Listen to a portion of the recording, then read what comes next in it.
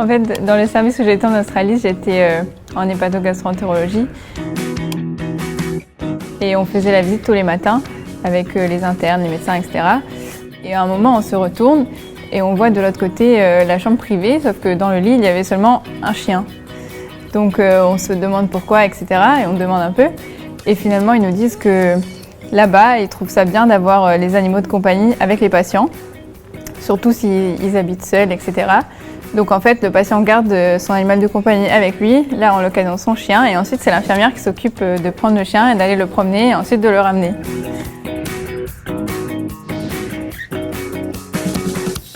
Dès mon premier jour de stage, j'ai pu suivre un patient qui avait une maladie très grave, des bronchectasies stade très très sévère. Et mon patient, j'ai pu le suivre dès le premier jour. Et malheureusement, il s'est détérioré chaque jour un peu plus. Et donc, peu de jours avant qu'on arrive au Canada, il y a eu la loi sur l'euthanasie qui a été acceptée là-bas. Et justement, mon patient a fait une demande, donc la demande de mourir, comme on appelle ça là-bas. Donc, j'ai vu sa mort sous mes yeux. C'était très choquant parce que d'une seconde à l'autre, il était là et puis juste après l'injection, il n'est plus là. En même temps, c'était bouleversant parce qu'il y avait sa femme juste à côté. Et en plus, d'une certaine manière, c'était un peu un soulagement parce que j'ai pu le suivre pendant un mois et j'ai vu sa souffrance tous les jours. Donc savoir que ça s'arrête finalement, c'est quand même rassurant quelque part. Donc voilà, ça fait énormément réfléchir. J'étais en consultation avec le médecin et donc le cardiologue, et on a reçu en consultation un petit garçon de 4 ans. Et ce petit garçon, il était vraiment fantastique, il était très beau, très poli, très très gentil. Et dès qu'il est rentré dans la pièce, il a pris une chaise, il s'est assis à côté de moi et on a joué pendant 15 minutes, pendant tout le temps de la consultation en fait. On a joué à des jeux sur le téléphone, alors il me demandait comment je m'appelais, il essayait de m'apprendre un petit peu à jouer, tout ça. Et puis au moment de partir,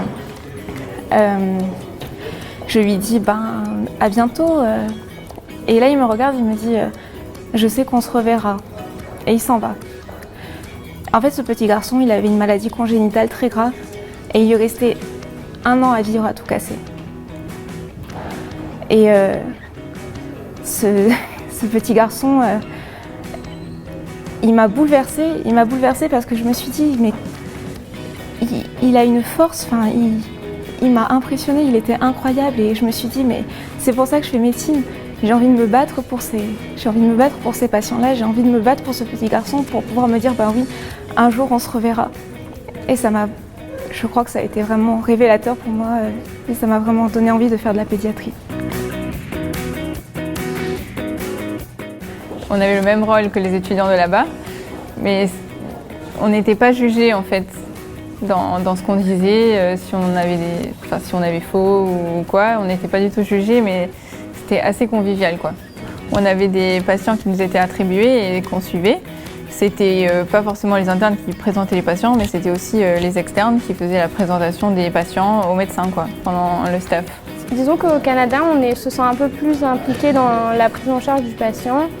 Presque pas comme un interne, mais pratiquement, c'est-à-dire qu'on a chacun ses patients. C'est pas du tout revu par un interne, c'est revu par le chef, le senior. Mais qu'en cas de problème, s'il y a besoin de signaler une urgence, c'est à nous de le faire.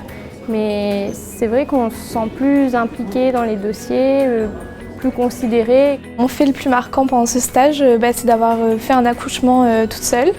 J'étais en stage de gynécologie obstétrique et en fait là-bas il n'y a pas de sage-femme, donc les externes sont beaucoup plus rapidement sollicités et font beaucoup plus de choses qu'ici en France, et notamment les accouchements. Donc j'ai pu faire un accouchement physiologique du début à la fin, toute seule, sous supervision d'un médecin bien sûr.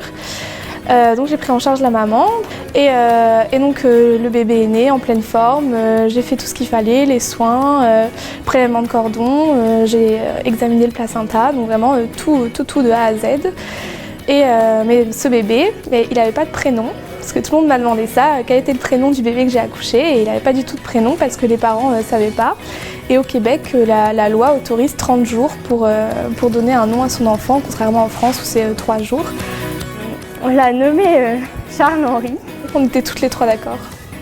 Ouais, on ne sait pas pourquoi, on s'est dit il a une tête, ça plaît comme ça.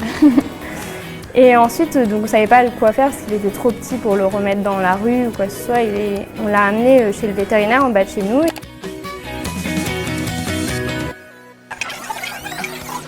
Quand on était au Canada, donc on avait un appartement à Montréal et il y avait une salle de bain. J'avais entendu quelquefois dans la salle de bain un bruit sourd. Et on a compris que ça venait du toit et plus précisément de l'aération dans les toilettes. Et à un moment, j'ai dit non mais c'est pas possible, il y a quelque chose. Et du coup, on a démonté le faux plafond.